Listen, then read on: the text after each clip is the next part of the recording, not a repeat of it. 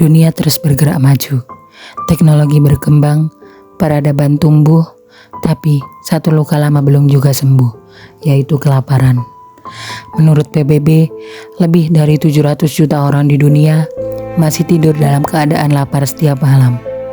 Dari Afrika yang dilanda konflik hingga Asia Selatan yang terperangkap kemiskinan, jutaan manusia masih berjuang untuk sekedar bertahan hidup.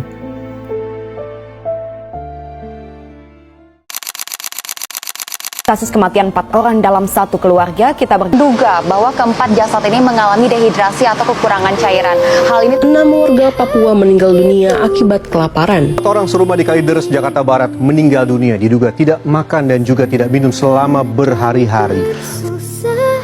Di tanah yang subur ini, kenyataan serupa masih terjadi. Data BPS tahun 2024 mencatat 8,27% penduduk Indonesia masih kekurangan pangan.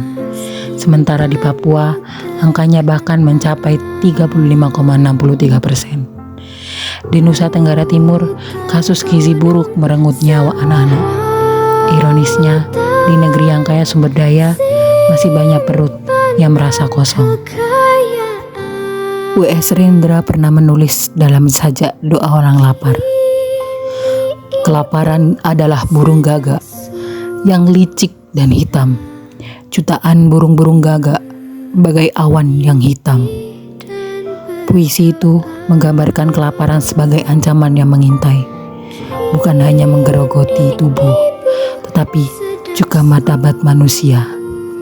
Ia adalah iblis yang perlahan mencuri kemanusiaan. Dan dalam Tuhan telah menegurmu, karya Apip Mustafa telah menulis dengan lembut namun tajam. Tuhan telah menegurmu dengan cukup sopan, lewat perut anak-anak yang kelaparan. Tuhan telah menegurmu dengan cukup menahan kesabaran, lewat gempa bumi yang berguncang, deru angin yang meraung-raung kencang, hujan dan banjir yang melintang pukang.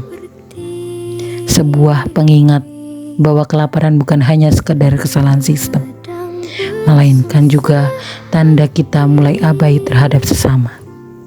Kelaparan bukan karena bumi tak cukup memberi, tapi karena manusia gagal berbagi. Bantuan sering tak sampai, kebijakan tak berpihak, dan empati perlahan menghilang di tengah kebisingan dunia. Sastra menjadi jembatan antara kenyataan dan kesadaran. Melalui puisi, kelaparan tak lagi sekadar angka, melainkan sebuah suara. Suara mereka yang tak pernah terdengar di ruang kebijakan. Rendra dan Apip sama-sama menyalakan kembali ke rasa kemanusiaan. Bahwa ketika perut orang lain lapar, nurani kita seharusnya ikut terguncang. Kelaparan adalah luka global, tapi sastra memberi kita cara untuk melihat dengan hati. Lewat kata, kita diajak untuk merenung, bersyukur, dan bergerak. Karena pembangunan yang sejati bukan hanya mengenyangkan tubuh, tetapi juga menumbuhkan rasa kemanusiaan di dalam diri kita. Mari kita wujudkan dunia di mana tak ada lagi seorang pun yang menahan rasa lapar. Karena seperti yang diingatkan melalui sastra, kemanusiaan sejati lahir dari sebuah kepedulian. Make every day count. Let's act now, because change starts in seconds.